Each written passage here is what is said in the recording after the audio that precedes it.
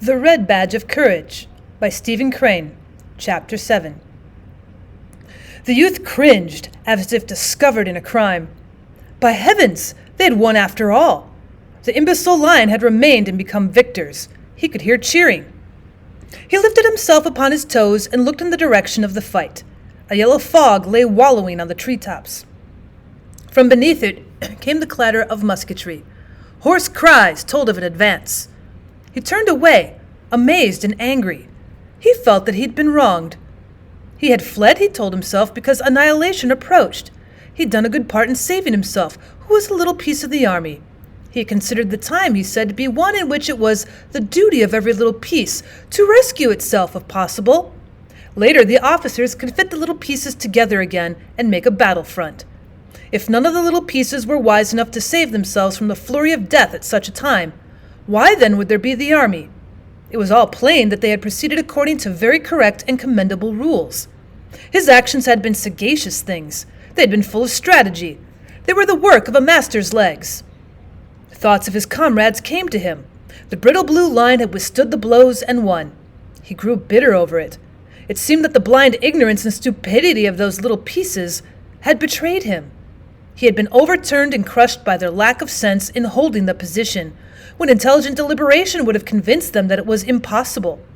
He, the enlightened man who looks afar in the dark, had fled because of his superior perceptions and knowledge. He felt a great anger against his comrades. He knew it could be proved that they had been fools. He wondered what they would remark when he later appeared in camp. His mind heard howls of derision. Their density would not enable them to understand his sharper point of view.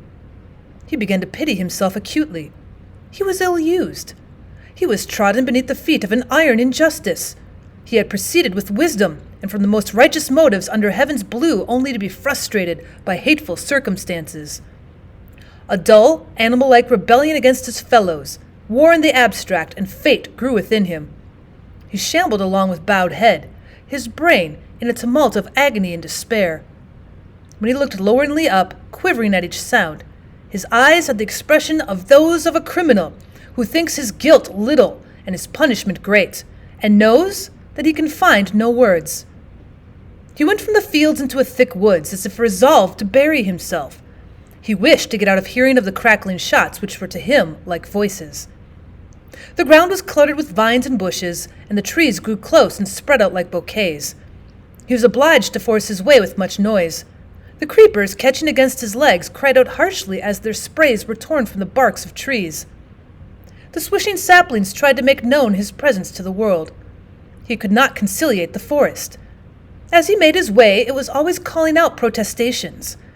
When he separated embraces of trees and vines, the disturbed foliages waved their arms and turned their face leaves toward him. He dreaded lest these noisy motions and cries should bring men to look at him. So he went far, seeking dark and intricate places. After a time, the sound of musketry grew faint, and the cannon boomed in the distance. The sun, suddenly apparent, blazed among the trees. The insects were making rhythmical noises. They seemed to be grinding their teeth in unison. A woodpecker stuck his impudent head around the side of a tree, and a bird flew on light-hearted wing. Off was the rumble of death. It seemed now that nature had no ears.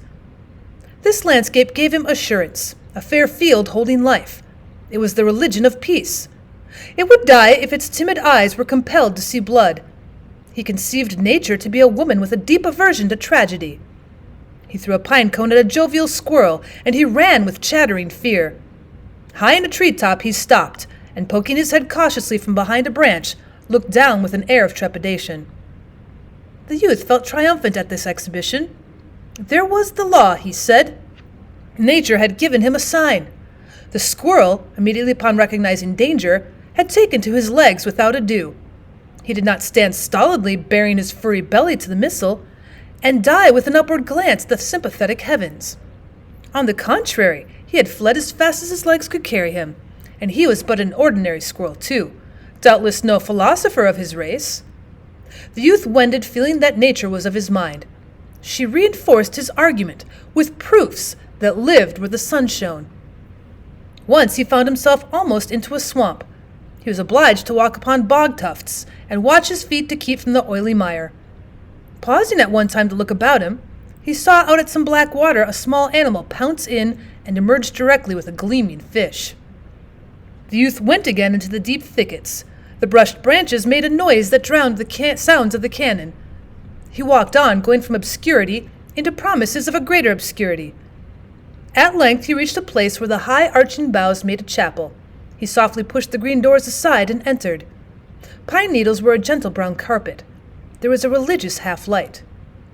Near the threshold he stopped, horror-stricken at the sight of a thing. He was being looked at by a dead man who was seated with his back against a column-like tree. The corpse was dressed in a uniform that had once been blue, but was now faded to a melancholy shade of green. The eyes, staring at the youth, had changed to the dull hue to be seen on the side of a dead fish. The mouth was open. Its red had changed to an appalling yellow. Over the gray skin of the face ran little ants. One was trundling some sort of bundle along the upper lip. The youth gave a shriek as he confronted the thing. He was for moments turned to stone before it. He remained staring into the liquid-looking eyes. The dead man and the living man exchanged a long look. Then the youth cautiously put one hand behind him and brought it against a tree. Leaning upon this, he retreated step by step with his face still toward the thing.